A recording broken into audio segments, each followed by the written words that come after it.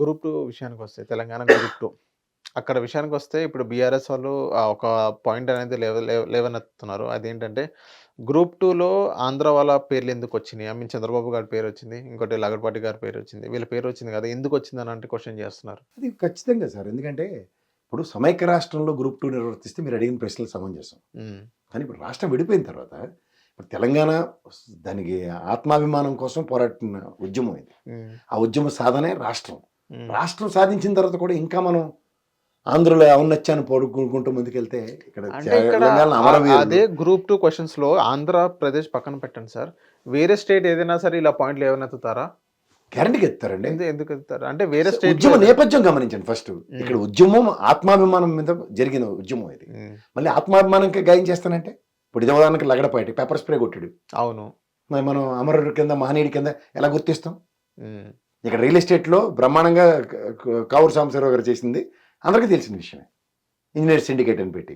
So ఇవన్నిట్లో Andhra Pradesh ప్రజల యొక్క డామినేషన్తో తెలంగాణ ఔన్నత్యం తగ్గిందన్నదే కదా పోరాటం. అవును. ఇప్పుడు ఆన్లైన్ మళ్ళీ మేము స్మరించుకోవాలన్నట్టుగా మీరు గ్రూప్ 2 ఎగ్జామ్ పెడితే ఎవరికైనా మనోభావాలు గాయం అవుతాయి కదా. ఉదాహరణకి ఎంతోమంది ఇక్కడ అమరులు ఉన్నారు, గొప్ప వాళ్ళు ఉన్నారు. తెలంగాణ చరిత్రలో ఎంతమంది లేరు.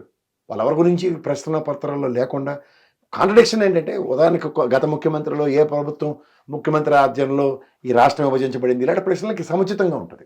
అవును. అవేవి కాకుండా అవుట్ ఆఫ్ ద బాక్స్ ప్రశ్నలు మ్యాచ్ ద పాయింట్స్ అని చెప్పి అందరివి ఆంధ్రప్రదేశ్ అంటే ఇక్కడ ఎవరు లేడా తెలంగాణలో రియల్ ఎస్టేట్లు చేసేవాళ్ళు ఉన్నారు. సో అటువంటి ప్రశ్నలు చాలా ఉన్నాయి, నేను చూశాను అది.